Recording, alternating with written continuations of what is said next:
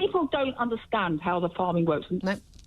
I mean, you've got kids in primary school who don't know that that chips come from potatoes that are grown underground. For goodness' sake, Liz Webster, who's founder of Save British Farmers, talk about the fallout from last week's budget. Good afternoon to you, Liz. Hello, Julia. How are you? Very well indeed. Lovely to have you join us. Thank you very much for taking the time. Now, we've had quite a lot of reaction from Rachel Reeves and people like Sir James Dyson to what's happened in the budget. For those people who don't know all the details, because let's face it, an awful lot of us are townies, and even people who are living rurally, they don't run a farm. What exactly was it that Rachel Reeves announced in the budget, which is going to massively impact ordinary farmers? Well, they delivered another change to the rules around inheritance tax, which is a shock. It's providing a shock to the system. And British farming has been through a lot of shocks in recent times, as well as dealing with a very powerful supermarket hegemony, which is driving down prices all of the time, making farming harder, causing intensification. But largely since the war, we have relied on a patchwork quilt of farming, family farms, to produce our food. And that has ensured that we've all had the ability to ramp up standards and get what we want. So, we all used to have pigs in stalls. The public were outraged. Then it became back to free-range pigs because of the public reaction. Yeah. If we these farms to collapse, then you're looking at corporatisation of farms and food production and more food factories. Sort of mass factory. But can I just go back? You have no control over those. Can I just go back though?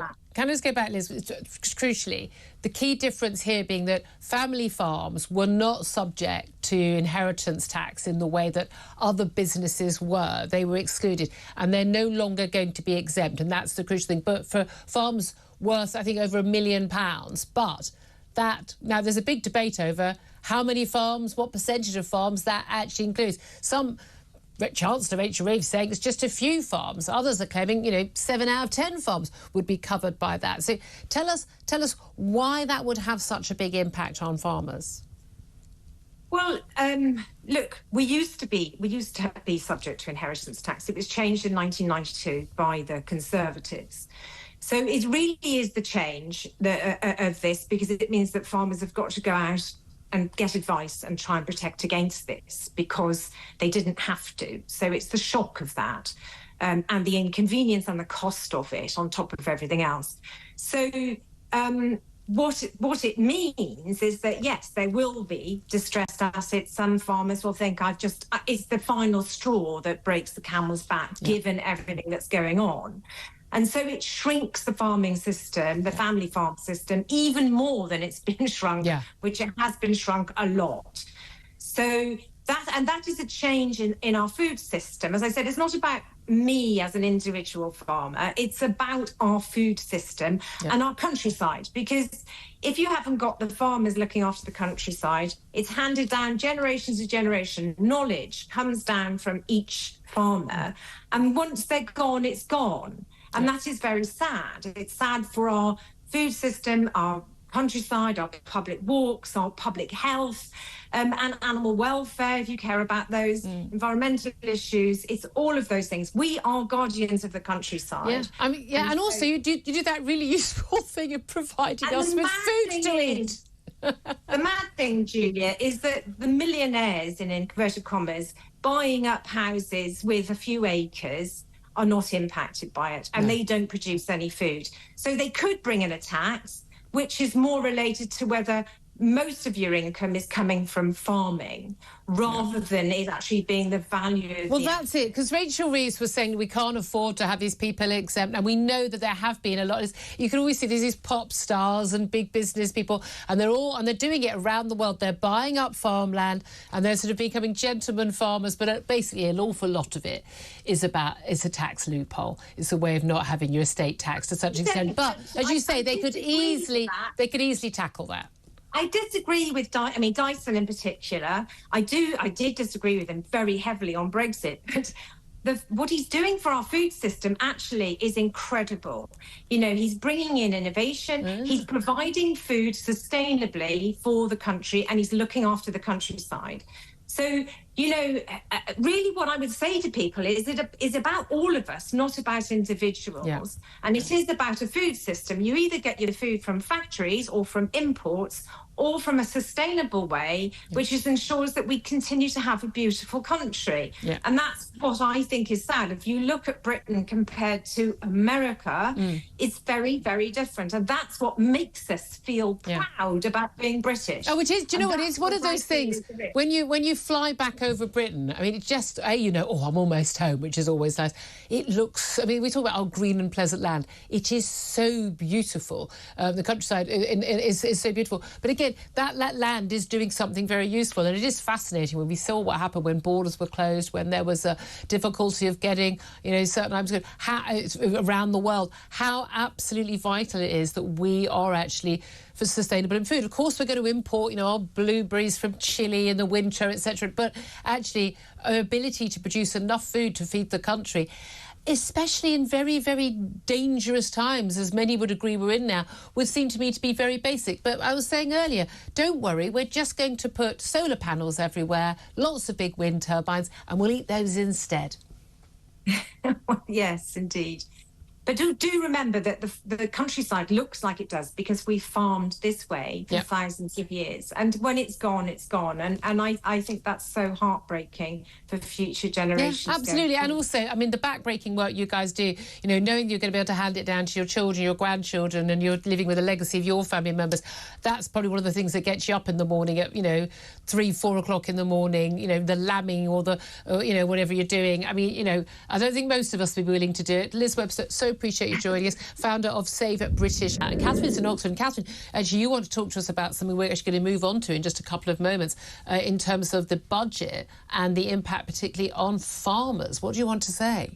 Well, I would want to say I am married. We're farming. We farm 200 acres. And what really bugged me was my father-in-law came to this farm with barely anything, built it up, passed it on to my husband.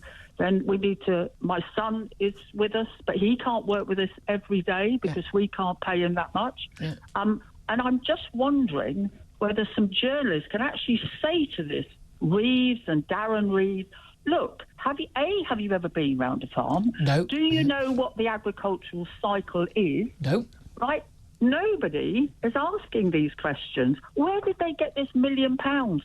Yeah. And everyone looks at us thinking, oh, you live in a nice house, you drive a nice car, you've got all this land. Well, actually, it's not about that. It's work. It's building on what somebody's. Yeah.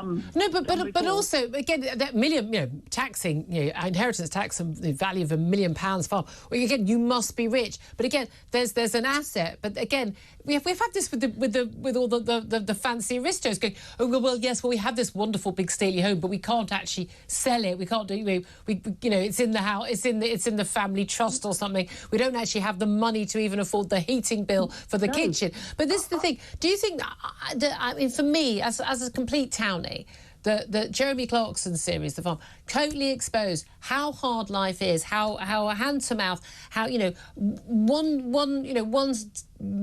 month of bad weather could completely change your finances for the whole year, and how hard, back-breaking, day in day out farming work is. Look, of course, no one on the Labour front bench understands that. Of course, they don't. And I challenge a journalist to say, have you ever been around a farm, a family farm? We're 200 acres. We're not a mansion. We're 200 acres. By the time £1 million, if my husband and I both die after 2026, my sons will never find a minimum of £1 million because we don't have much money. Because you'd need to sell. Well, again, it would the tax on that, but you wouldn't have to million. But you'd have to sell the farm. Now, here's the thing: if you sold the farm, who would buy it? Well, all these net zero millionaires to put solar panels. It's a land grab.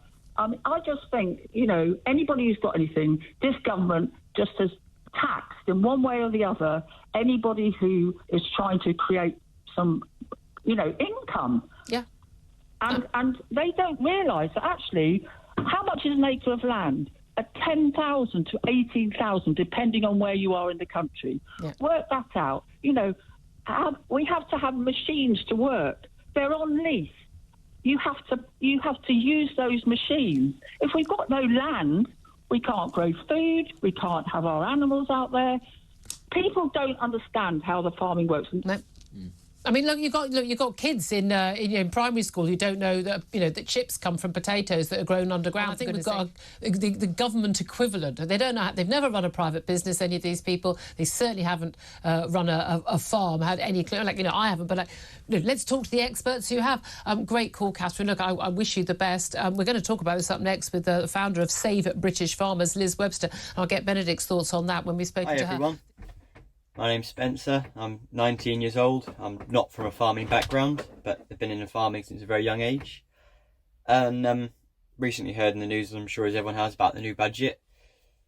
And now farmers have to pay inheritance tax. Doesn't sound so bad, a few £1,000s, is it 40%? It's okay. But actually, the way farming's done is a lot different. We're asset rich, money poor. It's long hours to build up a farm. This farm I'm on today was sort of 550 acres, give or take. Might be worth maybe £5 million to sell.